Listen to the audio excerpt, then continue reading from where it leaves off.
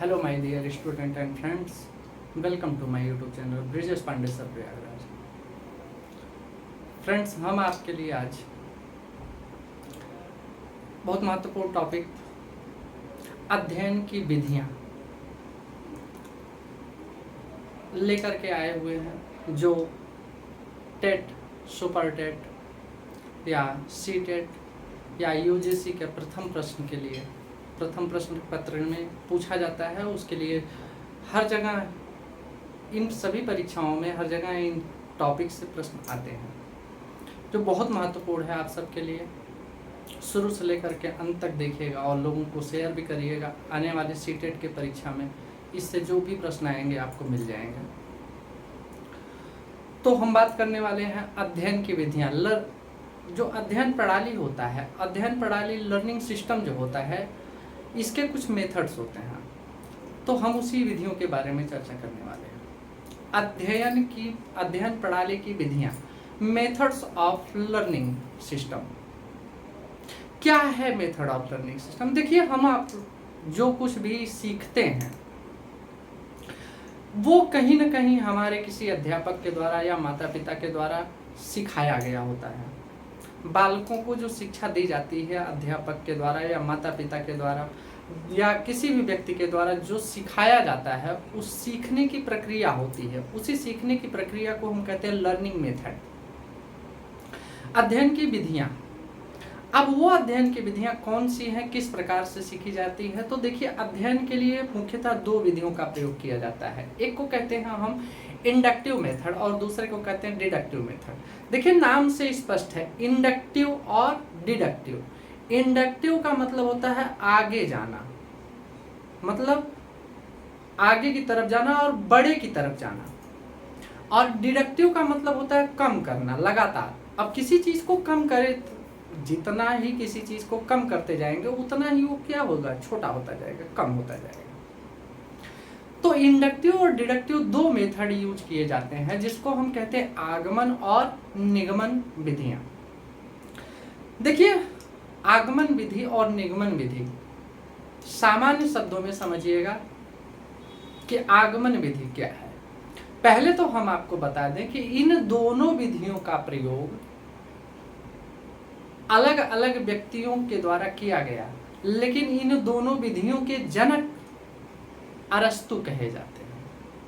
आगमन और निगमन दोनों विधियों के जनक अरस्तु कहे जाते हैं, जबकि आगमन विधि और निगमन विधि ये दोनों ही अलग अलग विधियां हैं, लेकिन दोनों एक दूसरे के अपोजिट हैं, विपरीत हैं। एक जो कहता है उसका जस्ट इनवर्स दूसरा कहता है। एक कहता है समूह बनाने के लिए, तो दूसरा कहता है समूह से अकेले हो जाने के लिए। व्यक्ति मिल करके एक समूह बनाए तो एक व्यक्ति से समूह बड़ा में बदल जाएगा, और दूसरा वही कह रहा है समूह से आप अलग हो जाइए, मतलब सिंगल हो जाइए, अकेले हो जाइए। तो आप बड़े से क्या हो गए, छोटे की तरफ चले गए। तो देखिए, जो निगमन विधि है इसका प्रयोग अर्थशास्त्र में क्लासिकल इकोनॉमिस्ट रिकार्डो के द्वारा किया गया और एजवर्थ के द्वारा किया गया, जबकि वहीं आगमन विधि का प्रयोग रोसर के द्वारा किया गया था, लेकिन लिस्ट, नीज और हिल्डब्रांड जैसे लोगों ने इसका समर्थन किया था। आगमन विधि में तथ्यों की प्रधानता होती है, फैक्ट, और निगमन विधि में देखिए तर्क की प्रधानता होती है। आप किसी तर्क जब करते हैं तो तर्क किसी पॉइंट पर करते हैं, मतलब सेंटेंस का एक छोटे से भाग, एक पूरे शब्द पर तर्क करते हैं, और उससे आप क्या करते हैं, निष्कर्ष निकालने का प्रयोग करते हैं। और निगमन विधि सबसे प्राचीन विधि है। ध्यान दीजिएगा, निगमन विधि सबसे प्राचीन विधि है। सबसे पहले निगमन विधि का ही प्रयोग किया जाता था।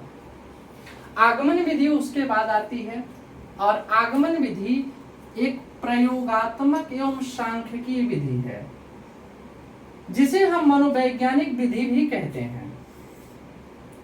दूसरी तरफ निगमन विधि एक गणितीय विधि है और इसे हम व्यवहारिकता में प्रयोग में लाते हैं, व्यवहारिक विधि भी कहा जाता है।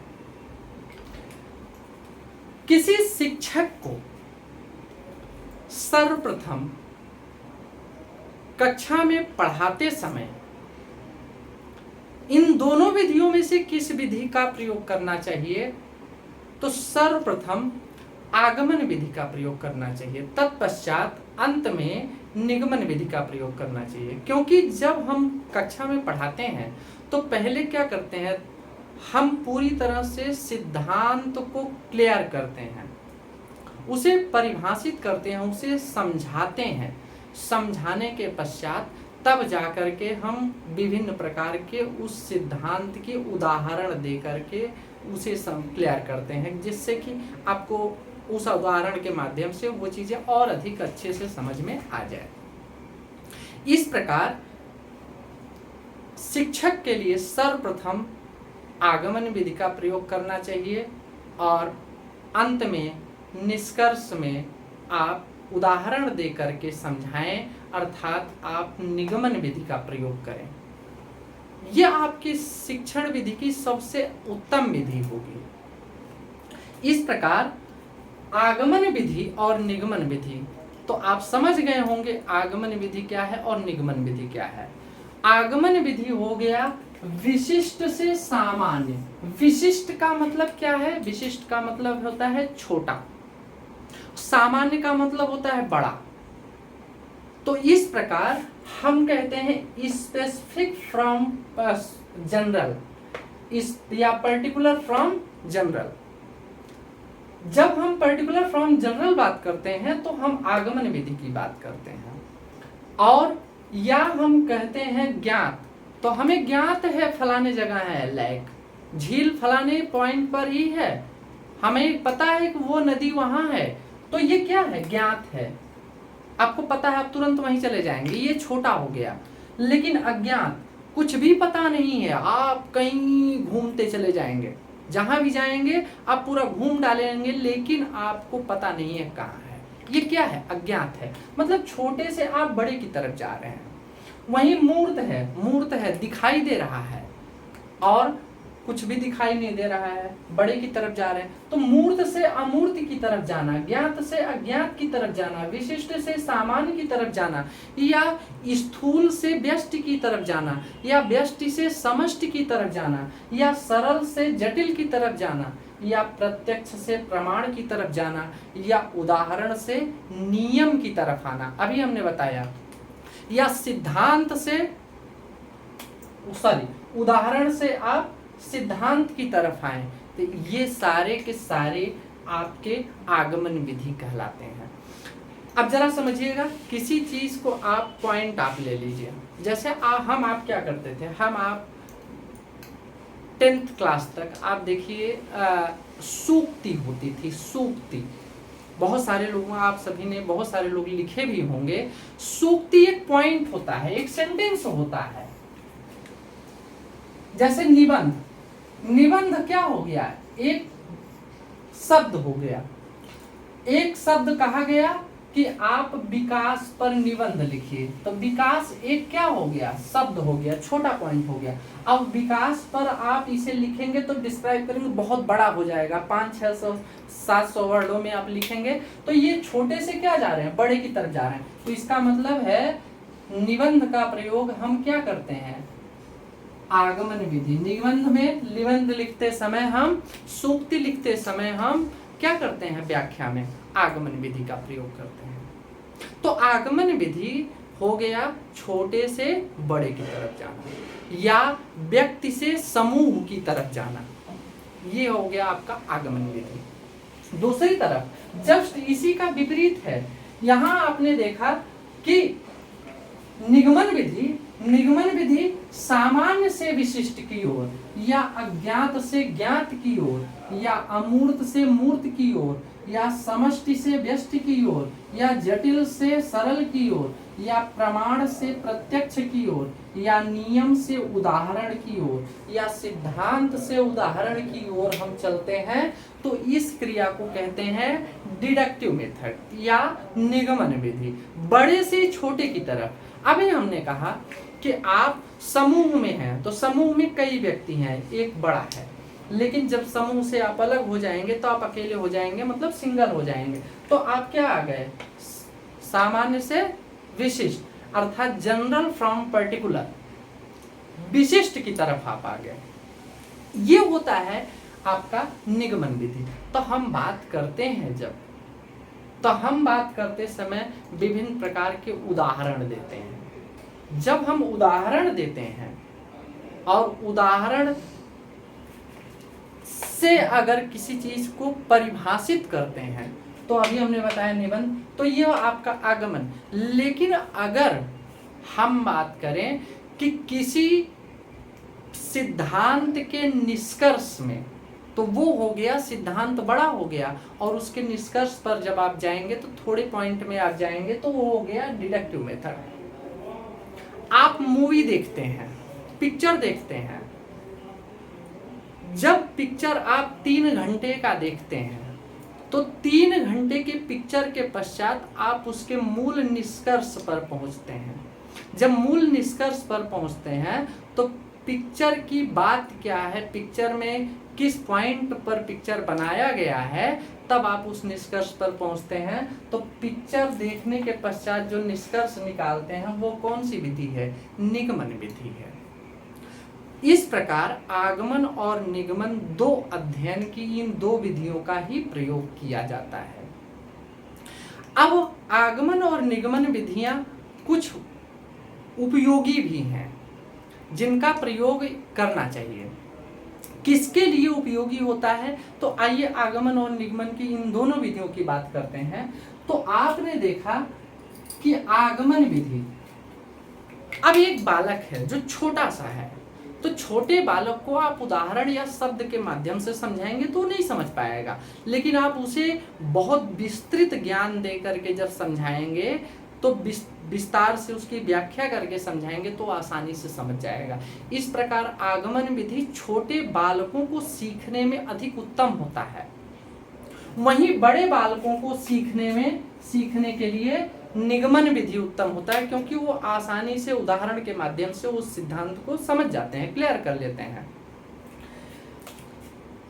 अध्यापन के लिए सबसे उत्तम विधि, अर्थात एक शिक्षक को पढ़ाते समय सर्वप्रथम टीचिंग करने के लिए किस विधि का प्रयोग करना चाहिए, आगमन विधि अध्यापन कार्य करने के लिए सबसे उत्तम विधि मानी जाती है। जबकि एक बच्चे को सीखने के लिए, अध्ययन करने के लिए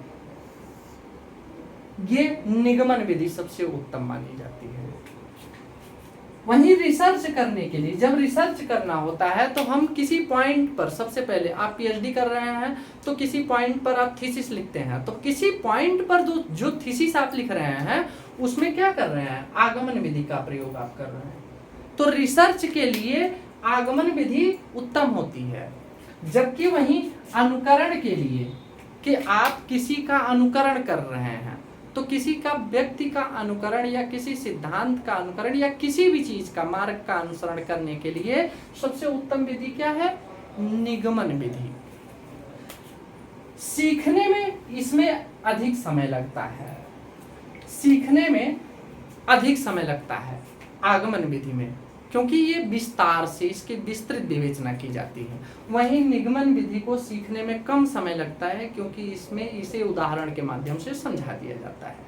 इस प्रकार आगमन और निगमन विधियों की, जहां आगमन विधि मनोवैज्ञानिक है वहीं निगमन विधि व्यवहारिक है। जब आप अध्ययन करते हैं तो अध्ययन करते समय क्या करते हैं, आप सीखते हैं। अगर आपको किसी पॉइंट का उदाहरण दे करके समझाया जाए तो आप निगमन विधि के माध्यम से आसानी से समझ जाते हैं। लेकिन जब तक उस पॉइंट को ठीक से विस्तृत विवेचना न किया जाए तब तक वो विस्तार से आपको समझ में नहीं आता है, पूरी तरह से क्लियर नहीं होता है। तो क्लियर करने के लिए आप आगमन विधि का प्रयोग करते हैं। इस प्रकार हम विभिन्न इन दोनों विधियों का प्रयोग करते हैं पढ़ने के लिए और पढ़ाने के लिए। एक शिक्षक और विद्यार्थी के लिए इन दोनों विधियों का प्रयोग किया जाता है। तो हमने बताया आपको शिक्षक के लिए उत्तम विधि आगमन और विद्यार्थी के लिए उत्तम विधि निगमन है। लेकिन अगर वहीं छोटे और बड़े बालकों की बात कही जाएगी तब अलग हो जाएगा, लेकिन केवल अध्ययन की बात कही जाएगी तब वो निगमन विधि हो जाएगा। तो इस प्रकार आप ऐसे बहुत सारे एग्जाम्पल आप देख सकते हैं अपने व्यवहारिक जीवन में आगमन और निगमन विधियों का, जिससे कि आप पीएचडी कर रहे हैं, रिसर्च लिख रहे हैं, डिजाइनिंग कर रहे हैं, तो भी आप देख सकते हैं किस विधि का प्रयोग किया जाता है। यहाँ अनुकरण करने के लिए किस विधि का प्रयोग किया जाता है। आप विभिन्न प्रकार के उदाहरण देते हैं। आप मान लीजिए पढ़ने के लिए कि अपने गांव से शहर में गए, आप अकेले थे अपने गांव में, आप शहर में आए तो बहुत सारे कॉम्पिटिटिव पर्सन जो है आपको मिल गए जो कंपटीशन की तैयारी कर रहे हैं। तो आप भीड़ में आ गए, आप व्यक्ति से अकेले से कहाँ आ गए, समूह में आ गए। ये देखिए आगमन विधि हो गया। लेकिन जब यहाँ से आप नौकरी पाके जाएंगे तो भीड़ से आप अकेले हो जाएंगे, ये देखिए हो गया निगमन विधि। तब लोग आपका उदाहरण दे दे करके बताएंगे कि आप देखिए फलाने व्यक्ति गए वहां पढ़े और सेलेक्ट हो गए। ये क्या बन गया, एक उदाहरण बन जाएगा। इस प्रकार ये आगमन और निगमन विधियों का प्रयोग तब आपको जब दूसरे को इंडिकेट करके व्यक्ति बताएगा तब आप निगमन विधि में आएंगे, क्योंकि तब आप क्या बन जाएंगे, उदाहरण। तो इसीलिए इसमें लिखा गया तर्क की प्रधानता है और इसमें तथ्यों की प्रधानता होती है। तो इस प्रकार हम यहाँ पर देखिए निष्कर्ष से हम सिद्धांत की तरफ और यहाँ हम सिद्धांत से निष्कर्ष की तरफ चलते हैं। इस प्रकार आशा है आप सभी को ये दोनों विधियां आसानी से व्यवहारिक भाषा में बहुत सारे उदाहरण के माध्यम से जो हमने समझाए समझ में आई होगी और आपके लिए बहुत उपयोगी होगी। धन्यवाद।